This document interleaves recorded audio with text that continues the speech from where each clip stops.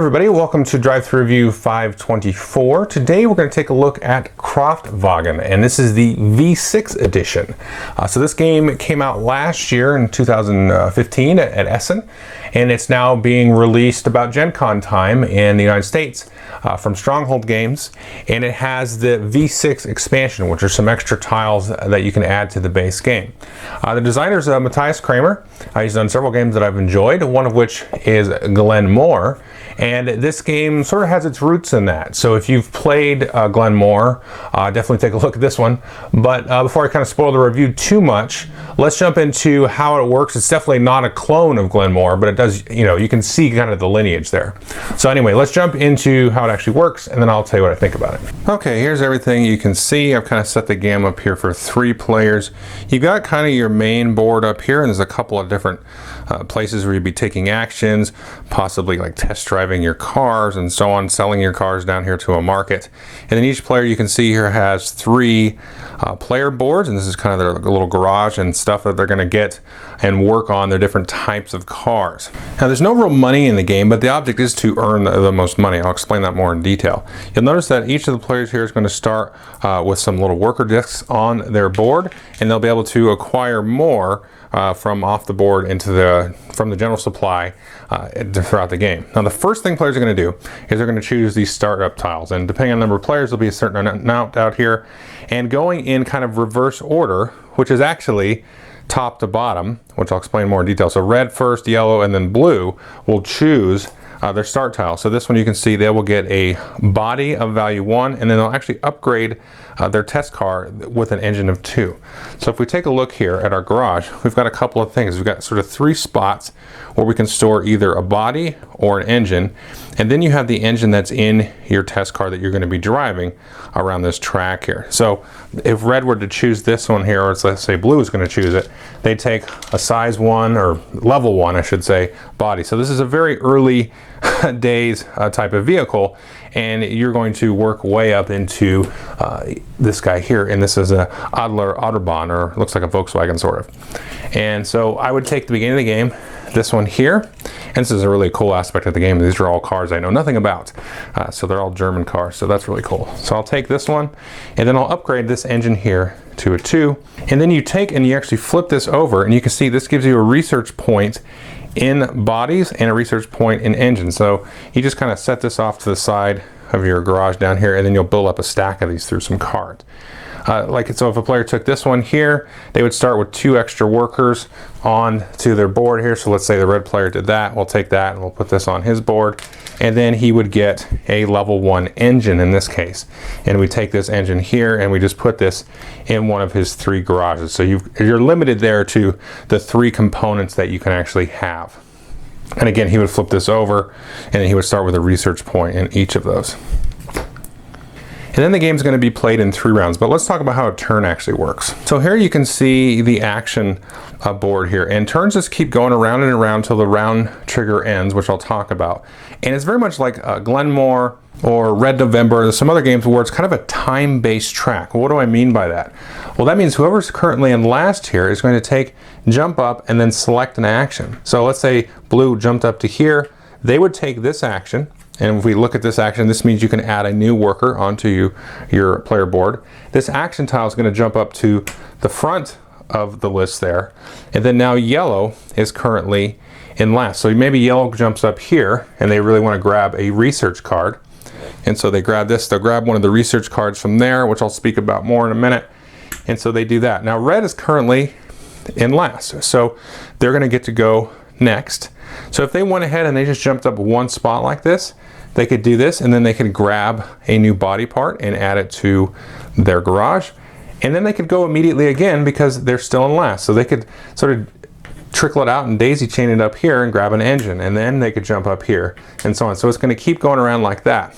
Now as you work your way up, you're going to see there's some different tiles here that have actually 2 actions on them. So this one allows you to get a worker and grab an engine, and then eventually you're going to get up here to this one, which allows you to do 3 different things, which is race, get a research card, and then sort of influence a buyer. And so the other thing that you can do after you take your action is you can put a car on the market. You can always do that. I'll explain that in a minute, but you always move and do your action, and then if you want, you can always put a car into the market.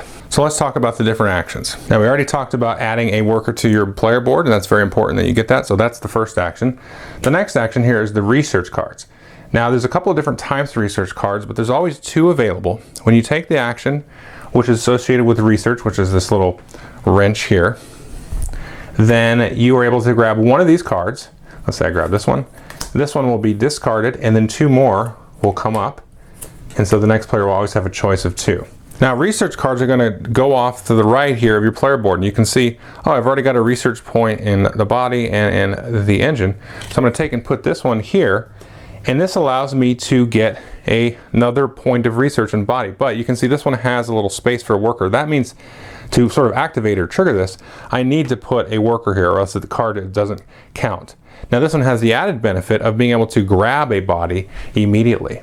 Now, the body that I could grab here, normally at the start of the game, you can only grab these level 1s because you've only got one research point. But now I've got a level 2, so I can get a little bit of a nicer upgraded into a Tatra 11 here. And then you go ahead and take and put this onto your player board. And if ever, let's say you were full, let's say I had these two bodies here in this engine and I wanted to grab another body at a later point in the game, then I have to choose and discard something out of here. You can only ever have the 3 pieces.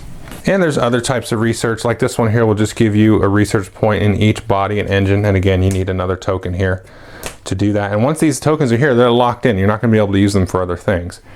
Some of these are immediate, so that anything here with a little clock on there, you immediately grab a engine and a body. This one will immediately allow you to take 3 workers from the supply and add it to your board. And then you have these engineers, and this fella here allows you to get 2 workers and do another research action.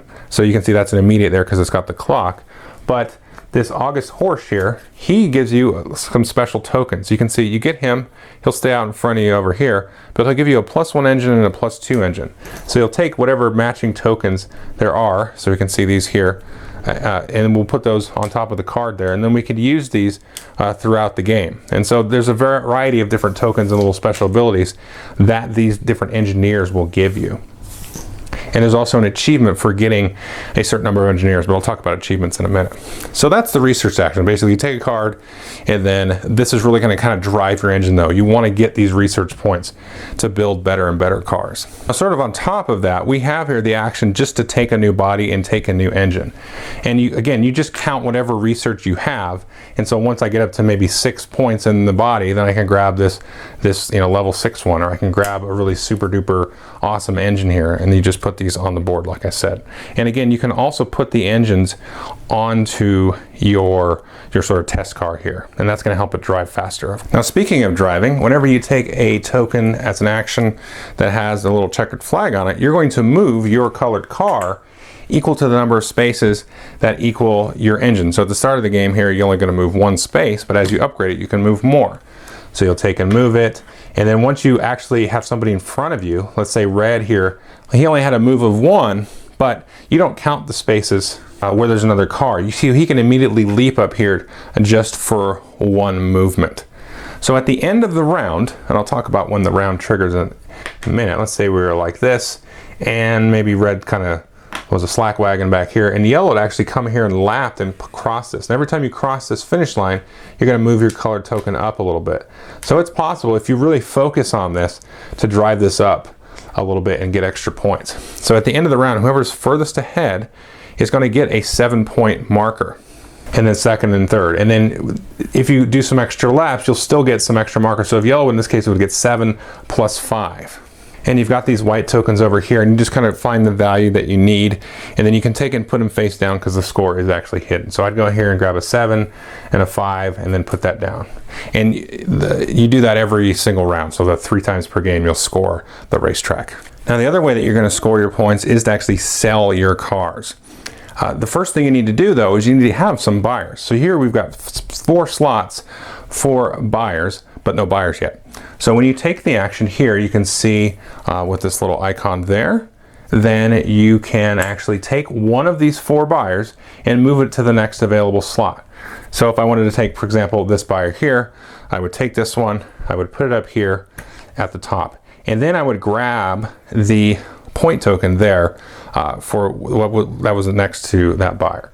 And so another player could come along in another turn and he would grab this one maybe, so he would grab this one's worth 2.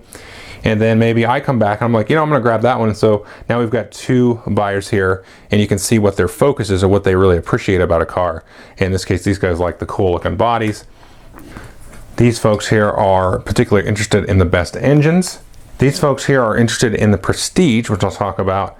And then these 2 folks here, they just want the cheapest car. So let's put one of these out here just for an example. So these would have cleared off like so. And this little stack of tokens here is going to reset every round. So if nobody chose these different ones here, then the new tokens will stack on top, so they become a little bit more interesting and valuable to choose maybe a certain type of buyer that hasn't been chosen in a while. Now, after you have filled up the 4 here, unless in a 2-player game, every time you take that choose buyer action, you're going to drive this down. So you never have more than 4 sort of active buyers, but then as this moves down, that's going to push you closer and closer to triggering the end of the round. Once this hits, then you're going to end the round. You're going to score again the racetrack, and then you're going to score any cars that you may have sold here. So how do we get cars out here to actually sell? Well, if you remember, I said you can take your basic action, so whatever the action was of the token you selected, and then you can add a car to the market. And when you add a car to the market, there's a few things you got to do. You got to have a body, right? So let's say red player puts out the 2 and he's got a level 2 engine. So you always need a body and an engine, right? And then you have to take at least one of your worker tokens and put it there, but you can add more if you wish. And then probably most importantly, you take one of the price markers, and this is what your sort of sales value is. And so let's just for fun, we'll take the 6 here. And so we'll add that there. And then let's say later on blue wants to put this car out like that. And he says, you know, I'm gonna try to get 9 for that one, even though it's a pile. And so you do that. So the game can actually end when you fill up these 6 slots, or 4 in a 2-player game. And again, or if you hit this marker at the bottom. Once that triggers, we're gonna walk down this list of buyers here. And so this fella here, he's going to buy the most prestigious car. And the most prestigious car is the car that has the most workers put on it. And so in this case, there's no contest because, you know, 3 to 1. So they will buy this. Then the red player will take this token and they'll put it face down. This is points again that they can add to all their white tokens that they have. And then this car would be gone, but let's just leave it there for now. And then this guy will take the best level value of the car. So he would take obviously the level 2 value here. Now, if you ever have a tie, let's say we had another level 2 out here and blue had a couple of these out and he did a level 2 with a 3. And he decided to, let's say red had this for $5 and then blue had it for 3. So if whatever the buyer's interested in this case the level of the car body, the cheaper one is going to sell, because all things being equal about the car, the buyer's going to buy the cheaper one. So again, picking that price token is super important. And then let's look at the other examples here. This one guy is pretty straightforward here. He's going to look at the engine, and then these folks here are going to look at the cheapest. So they're going to grab whatever the cheapest one is out there, but you're going to get 2 times that value. So let's say this was the case here. So we would get the 3, and then you go and grab a duplicate 3 from the selection of the white tokens there to get that. So that's also kind of an interesting way to do that. Now that's really the 2 ways, the main ways that you get points. You get points for focusing on showing off your car here at the track, or making good supply and demand decisions here with the buyers and sellers, but there are also these award tiles, kind of like achievements here. And so these are kind of like just being the first to do a cool thing in the game. So real simple example here is the first one to do a complete lap around the track will take this, and it's worth 3 points at the end of the game. The first player to do 2 laps around the track and around, 7 points. The first player to have a level 6 body in their garage, 7 points. Let's see, the first player to have 3 of those engineer research cards will get some points, and so on. The first player to actually trigger the choice of a duplicate, because you can see there's 2 of these different buyers. So anybody that has, you know, triggers that. So there's 2 of a buyer in a round. The first one to get all of their workers onto their board. So there's a few of these like that. So these will give you a decent amount of extra points as well. But that is pretty much the game. Okay, so that is Kraftwagen. So I got a few things to say about it. First thing is, if you like Glenmore, you can probably see the whole action selection thing, really reminiscent of that. But it's kind of cool because the actions will kind of build up to a crescendo and then kind of peter out a little bit because you're sort of moving those single action ones around. Then you get to the double action ones and then triple. And so you could jump up really far and do 2 actions on a tile, but if you let somebody behind you take 3, like what's the difference? Because they just did 3 singles in a row. So you got to be, that's kind of an interesting, tightrope to walk there. The other thing that it really reminds me of actually is a game called Automobile for Martin Wallace. And not just because of the theme, I think there is probably some lineage here with that, with the whole supply and demand thing. I mean, you have the certain types of buyers, the certain price value that you're going for. You've also got the cool engineers that are famous, German auto engineers and stuff that will help you with different cool special abilities. And it's really a supply and demand game and really trying to meet that right at the right moments as well. So that's a very cool aspect of the game. There's a lot to really like about this game, and honestly, I kind of like it more than I expected to. I didn't really think it is involved as it was going to be, because Glenmore's, is a nice kind of medium weight Euro, and I kind of expect this to be that, but this is a little bit more on the interactive, leaning to the heavy side because of the supply and demand aspect of the game. And you have the whole thing going on with the racetrack as well, because you can really score a fair amount of points in that. Now, I didn't mention, as the game progresses, you use different price markers, and they're color coded here. So later on in the later rounds, trying to get some of those high value price markers is going to sort of outweigh the racetrack. But that temptation also can lead to somebody just screwing you over, because they're like, oh, you think you're gonna get the 14, huh? Well, I'm gonna put the same car up there for 8, and so they go, well, I got nothing. So that whole dynamic there is really, really, really cool. It's a nice tight little package, but there's enough kind of variation there with the kind of research cards and the special abilities, and that that kind of turn track dynamic works really well here. And it's cool because it gets to this sort of efficient, elegant design stuff that a lot of Euros are really good at, and I think it really hones in on it and really pushes a kind of economic game into a space where it really shouldn't be, because it's a highly economic themed game and also feeling, and you just it gets rid of money, which is a really strange thing, but it feels like so much about money and so much about supply and demand, and that the theme of that really does come across with this game. And it should, by all intents and purposes, it should be a dry, boring Euro, but it's not. It has the theme of that supply and demand really just hitting it out of the park.